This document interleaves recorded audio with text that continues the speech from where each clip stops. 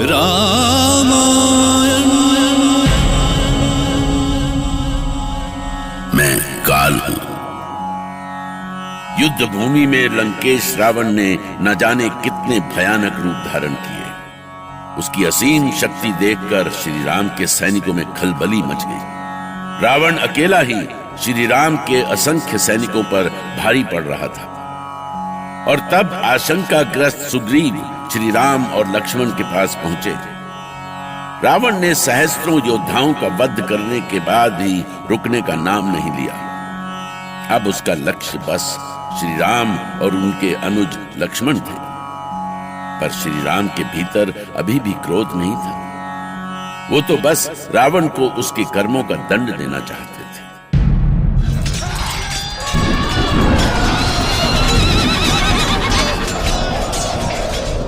तुम्हें देखकर मुझे दुख होता है रावण। कितना अहंकार समा गया है तुमने। शायद पहले मैं तुम्हें क्रोध में भरकर मारता, पर अब मुझे तुम पर क्रोध नहीं दया आती है। दया। काल ने तुम्हें कैसा अहंकारी बना दिया है रावण। पर फिर भी तुम्हें मरना तो होगा, क्योंकि नीति कहती है कि अहंकार का अंत तो होना ही चाहिए। कैसी बड़ी बड़ी बातें कर रहा है तू। मैंने तो तुझे इसलिए छोड़ दिया था कि मैं एक बालक की हत्या का पाप नहीं लेना चाहता था। नहीं तो जब मैं सीता को उठाकर लाया था तब क्या तेरा वध नहीं कर सकता था। पर अब मैं जान गया हूं कि तू बालक नहीं रहा, बड़ा हो गया है। और तुझे मृत्यु देने में मुझे कोई दोष नहीं लगेगा। इसलिए राम, मेरे चंद्रहास के प्रहार से तड़पते अपने पूर्वज अनारण्य की मृत्यु को याद कर, जो स्वर्गलोक में तेरी प्रतीक्षा कर रहा है। वे मुझसे पहले तेरी प्रतीक्षा कर रहे हैं दशानन। तू याद कर उनकी मृत्यु को, कि मरने से पहले उन्होंने क्या कहा था।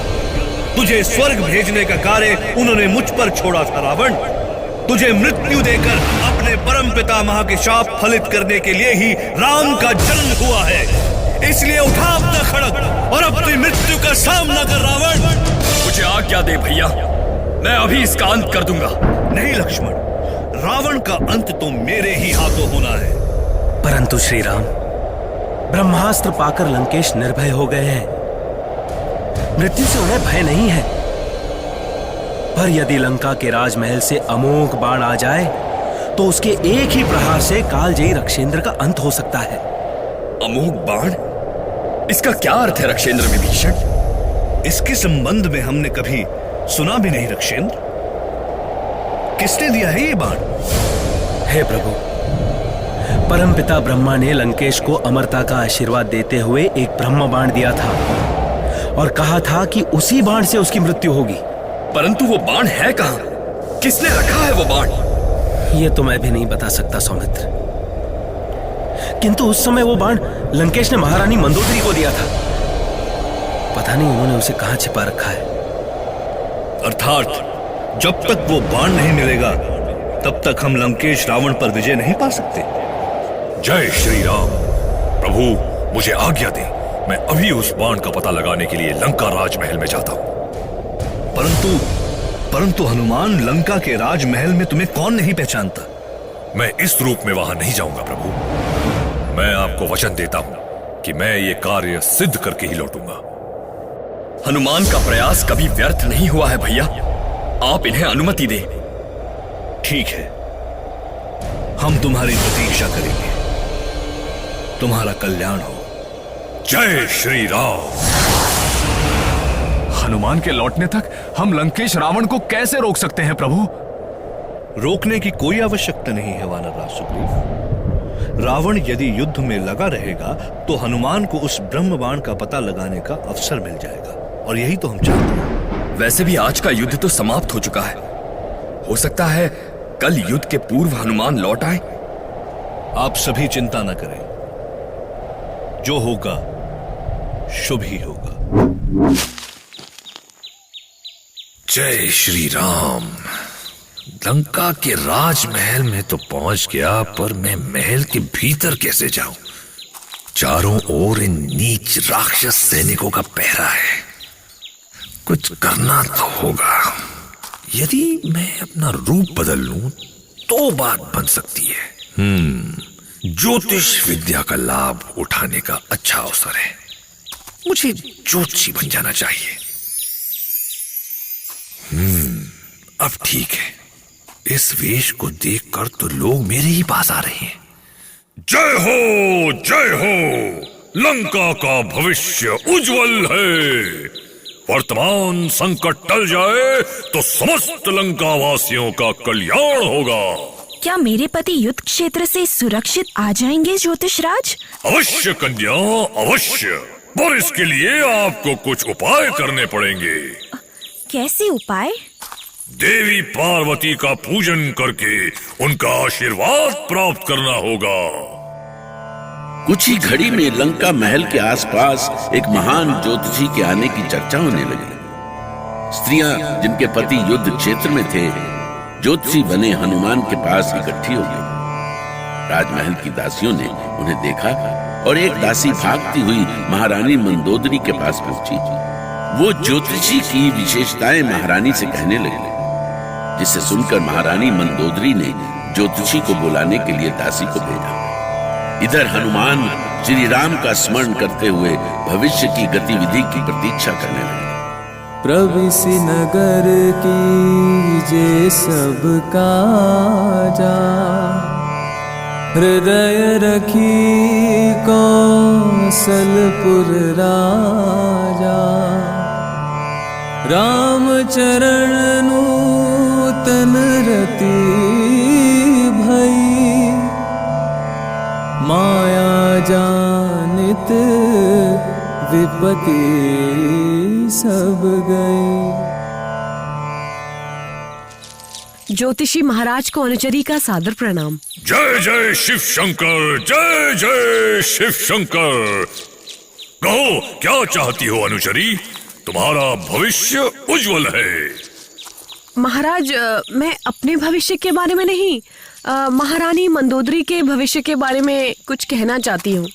क्या कहना चाहती हो अपनी महारानी के संबंध में? उन्होंने आपको याद किया है। वो आपसे कुछ पूछना चाहती हैं। अलख निरंजन, हर हर बम बम, हर हर बम बम। क्या उन्हें अपना भविष्य जानना है? ये तो वही बता सकती हैं आचार्य। कृपा करके आप चले, उनका राजमहल पास ही है। लंका में भ्रमण करने आया हूँ तो महारानी के आदेश का उल्लंघन कैसे कर सकता हूँ? चलो।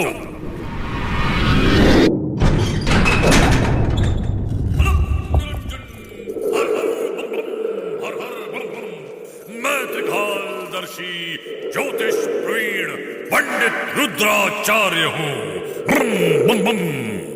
प्रणाम महाराज। आपके दर्शन पाकर मैं धन्य हुई। आपके बारे में बहुत सुना है। मैं एक साधारण ज्योतिषाचार्य हूँ महारानी। कहिए, आपकी क्या सेवा कर सकता हूँ? मेरे मन में बहुत बड़ी आशंका है आचार्य। पता नहीं ईश्वर की क्या इच्छा है। ईश्वर सदैव मंगल ही करता है देवी। यदि हम स्वयं को ईश्वर पर छोड़ दें तो वो कभी हमारा अहित नहीं करेगा। पर हमारी स्थिति विचित्र है आचार्य। मेरे पति लंकेश स्वयं को ही ईश्वर मानते हैं। वो अपने निर्णय को ही सर्वोपरि मानते हैं। हम उनका जन्मांग देखना चाहते हैं। अवश्य, ये है उनका जन्मांग। आपके पति तो संसार के श्रेष्ठ पुरुष हैं। उनका मार्ग कोई बाधित नहीं कर सकता। किंतु अभी तो वो युद्ध भूमि में है। कुंडली से स्पष्ट है देवी कि आपके पति का जीवन युद्धमय है और वर्तमान दशा भी युद्ध की है। परंतु देवी, इस युद्ध में चुप क्यों हो गए आचार्य?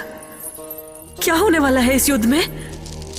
वैसे तो उनका जीवन आपके हाथों में है, परंतु ग्रहों की स्थिति विपरीत है देवी। इसका क्या अर्थ हुआ आचार्य? वे प्रकांड विद्वान हैं। भविष्य पर दृष्टि रखने वाले हैं, पर पंचम भाव पर शत्रु दृष्टि है। इसका अर्थ ये हुआ कि आपके पुत्र बलशाली तो हैं, पर युद्ध में मृत्यु को प्राप्त करेंगे। पुत्र तो युद्ध की भेंट चढ़ चुके हैं आचार्य।